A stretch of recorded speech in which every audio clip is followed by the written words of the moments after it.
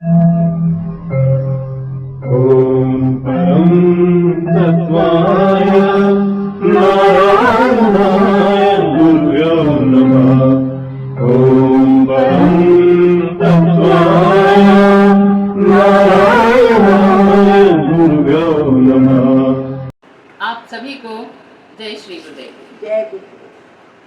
मैं डॉक्टर नारायण दत्त श्रीमाली जी परमहंस स्वामी निखिलेश्वरानंद जी को बार बार प्रणाम करते हुए सभी के लिए साधनाओं में और उनके जीवन में आशीर्वाद की कामना करते हैं।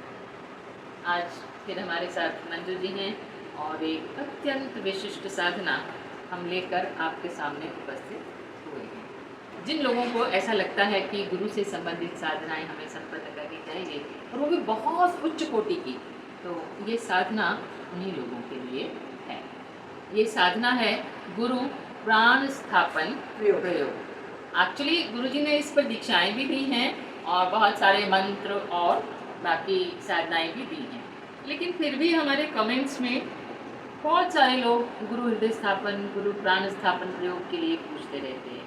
तो ये आज का जो प्रयोग है, ये मेरे ख्याल से इसके लिए सरलतम प्रयोग, जिसमें कोई ज़्यादा विधान की आवश्यकता ही नहीं है और लाभ ही लाभ प्राप्त होगा। तो ये गुरु को प्राणों में समा लेने का, प्राणों में समाहित कर लेने का, या यूँ समझ लीजिए कि गुरु से एकाकार हो जाने का प्रयोग। काली, तारा, छिन्नमस्ता, भुवनेश्वरी, 10 महाविद्याएं, भैरव, हनुमान और सैकड़ों देवी और देवता हैं। अब या तो आप उनको एक एक करके सिद्ध करते रहिए, क्रांग क्रांग क्रिंग क्रिंग, काली के हूं फट करते रहिए बैठे बैठे। एक तो तरीका ये हुआ भुवनेश्वरी ब्राह्म रीम कर। और यदि वे सारी सिद्धियां गुरु में निहित हैं और गुरु शक्तिमान है और गुरु इतना क्षमतावान है कि वे सभी शक्तियां और वे महाविद्याएं उनके सामने नृत्य करती रहती हैं, तो एक गुरु को सिद्ध करने से भी वे सभी सिद्धियां अपने आप प्राप्त हो जाएंगी।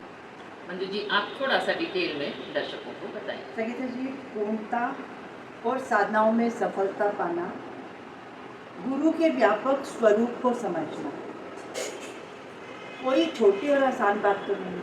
हाँ, गुरु के व्यापक स्वरूप को समझ पाना तो शायद सबसे मुश्किल काम है, क्योंकि जितना वो आपको दिखाना चाहते हैं आप उनको केवल उतना ही देख पाते हैं।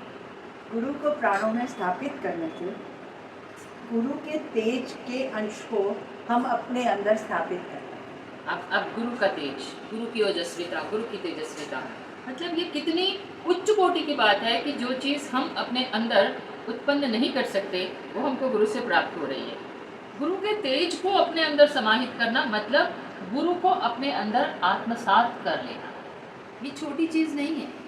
इससे हमारे जीवन की दरिद्रता समाप्त हो जाती है। दरिद्रता का शामक भी है ये। हाँ, रोग नाश हो जाते हैं और पूर्ण स्वरूप से हमें पूर्ण रूप से आरोग्यता की भी प्राप्ति होती है। ठीक है, देखिए दरिद्रता बहुत बड़ी समस्या है, उसका विनाश हो रहा है, आपको गुरु मिल रहे हैं, उनका तेज मिल रहा है और फिर आपको आरोग्यता भी मिल रही है। कोई व्याधियां हैं तो वो भी नष्ट हो रही हैं। अब इससे ज़्यादा तो हमें क्या चाहिए? एक ही साधना से सब कुछ प्राप्त हो रहा है। इससे पूरी तरह से हमारे अंदर का तनाव मुक्त हो जाता है। अब तीसरी चीज़ तनाव, आपको शांति प्राप्त हो रही है, असीमित शांति प्राप्त। आज के समय में आपको शांति मिल जाए वही बहुत बड़ी चीज़ है। आप तनाव से मुक्त हो जाएंगे, बहुत ही बड़ी चीज़ है। तो आपको एक ये साधना करने से इतने लाभ प्राप्त हो रहे हैं, तो फिर इस साधना को क्यों संपन्न न किया जाए? सबसे बड़ी बात है गुरु कृपा प्राप्त। हाँ बिल्कुल, इससे बड़ा जीवन में कुछ भी नहीं। जब गुरु प्राप्त हो जाते हैं तो सब कुछ प्राप्त हो जाता है। इसके लिए सामग्री क्या चाहिए? इसके लिए संगीता जी निखिलेश्वरानंद दिव्य चैतन्य यंत्र की आवश्यकता है। निखिलेश्वरानंद दिव्य चैतन्य यंत्र और गुरु चैतन्य माला। गुरु चैतन्य माला, और एक हमको दिव्योध चाहिए। हाँ, दिव्योध, भी गुरुत्व चाहिए। सिद्धि गुटिका। हाँ। 3 चीज़ें हमको चाहिए। चाहिए। अब अगर हमारे पास ये नहीं है सामग्री, तो हम क्या ऐसा ऑस्पिशियस टाइम जो है वो जाने दें? नहीं, आप गुरु यंत्र को स्थापित कीजिए। माला हमारे पास स्फटिक की है, गुरु मंत्र करते करते वो पूर्ण चैतन्य हो चुकी होती है।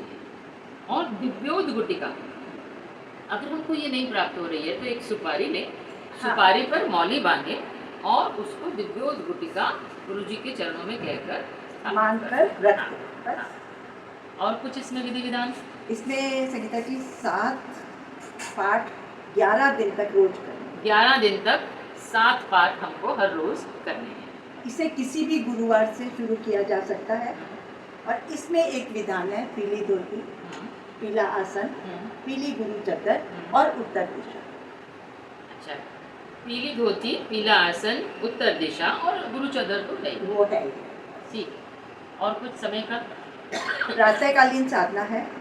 इसे भी हम अगर नहीं कर सकते सुबह तो रात्रि 9 बजे के बाद कर सकते हैं। ओके, तो फिर कोई बाइंडिंग भी ऐसी नहीं है। हाँ। तो ये साधना आराम से संपन्न की जा सकती है। इसके लिए एक विशिष्ट गुरु पूजन है, वो हम आपको करके दिखा देते हैं। संकल्प लेना है, गुरु पूजन करना है, हाँ। उसकी परम आवश्यकता है। तो मैं पढ़ रही हूँ। सबसे पहले गुरु का ध्यान करेंगे। दोनों हाथ जोड़कर गुरुदेव का ध्यान करें। तमीश्वराणाम परमं महेश्वरम, तम देवतानां परमं च दैवतम, पतिं पतीनां सर्वं परस्तात्, विदाम देवं भुवनेशमीड्यम। और फिर जो है हम विनियोग करेंगे। दाएं हाथ में जल लेंगे, उसमें कुमकुम डालेंगे और अक्षत डालेंगे। ओम अस्य गुरु प्राण स्थापनस्य मौद्गल ऋषि गायत्री छंद भगवान निखिलेश्वरानंद देवता निम बीजम हिम शक्ति गुरुत्व प्राण स्थापने विनियोग। जल को छोड़ देंगे। इसके बाद निखिलेश्वर बीजावली की स्थापना करेंगे। अब जो हम पढ़ेंगे उसको पढ़ते हुए और अपने दाहिने हाथ से हृदय को स्पर्श करेंगे। आप दाहिने हाथ से हृदय को स्पर्श करेंगे। ओम निम एम एम ओम ओम अं अह कम खम गम घम नमः स चैतन्यम सद्गुरुं निखिलेश्वरानंदम हृदये स्थापयामि नमः।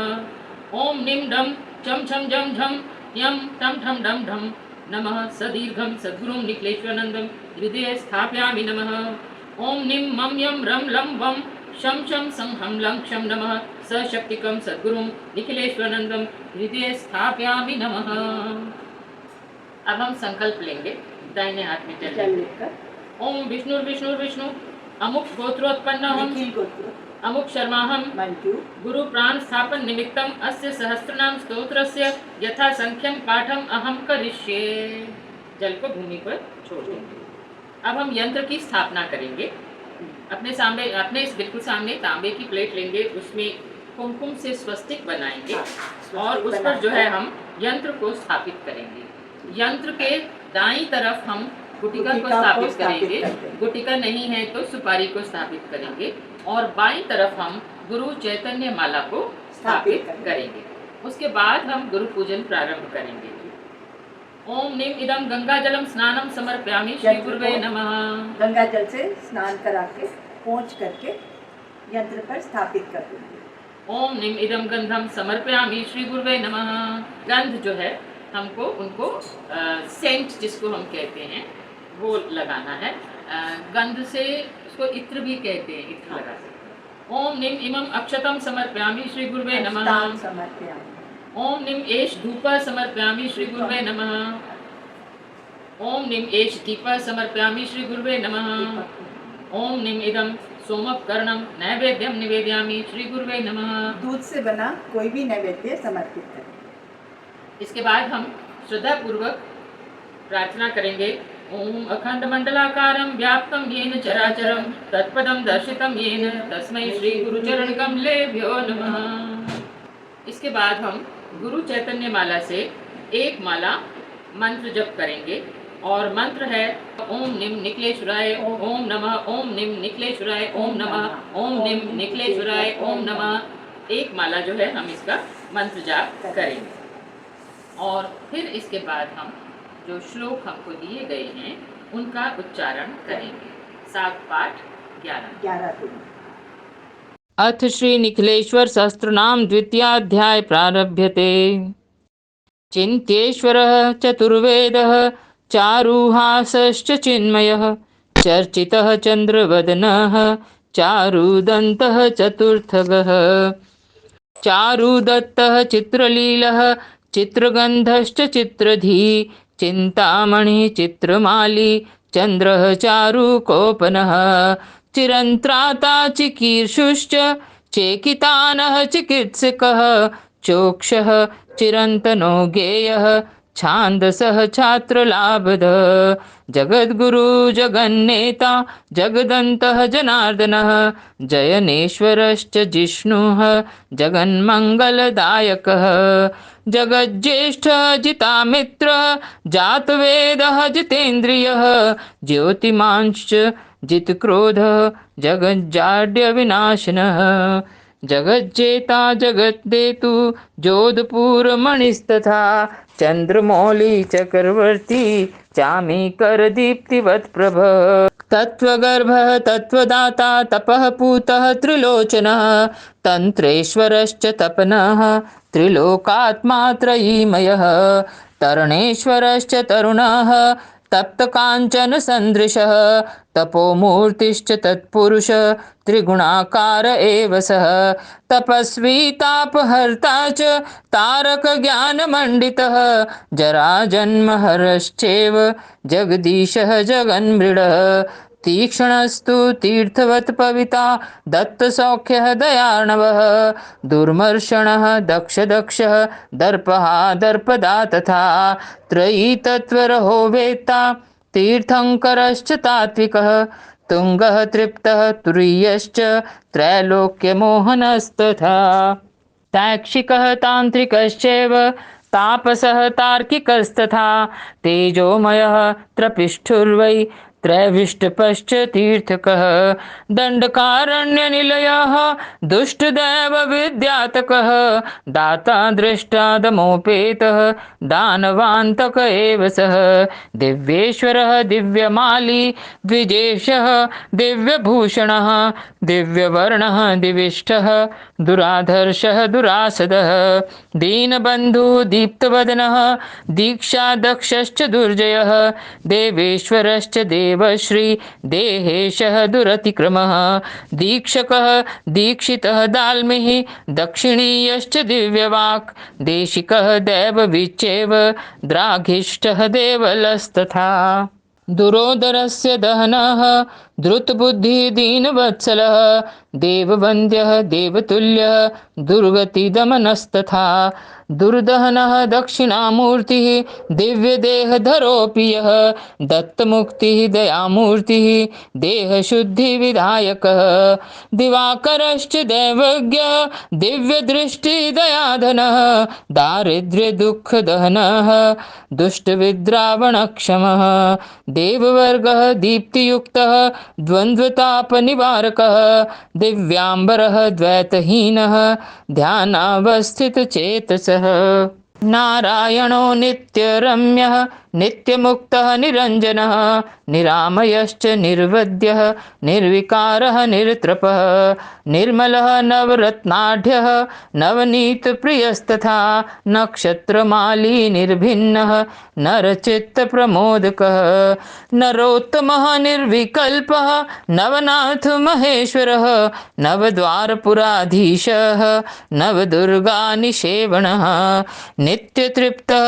नित्यपुष्टः नित्यकल्पः नियामकः नानावपुः नीलकण्ठः नव्यकेलिसुलालनः नयनाभिरामः नेता च निरतिनिधनान्तकः नित्योदितः निवृत्तात्मा नित्यानन्दः निसंशयः नैकमायः नैकरूपः नेति नेतीति गस्तथा निर्लिप्तः निखिलाधारः निजधर्मः प्रतिष्ठितः नरपुङ्गवश्च निर्द्वन्द्वः नियताहारः नैष्ठिकः निराशी नित्यसन्न्यस्तः न विभावश्च नन्दनः निष्कल्मषः निराकारः निर्व्यूहश्चापि निर्भयः निखिलागम दृष्टिर्यः निरामयकरस्तथा नादबिन्दुकलातीतः नाथेशः नरकान्तकः निरोपम्यः नित्यशुद्धः निष्कलः निखिलेश्वरः नामिता शार्देन्दुर्यः जगन्मङ्गलदायकः क्षापिता शेषपापोघः क्षितिशोकभयङ्करः इति श्री निखिलेश्वर सहस्त्रनाम द्वितीयाध्याय संपूर्णम्।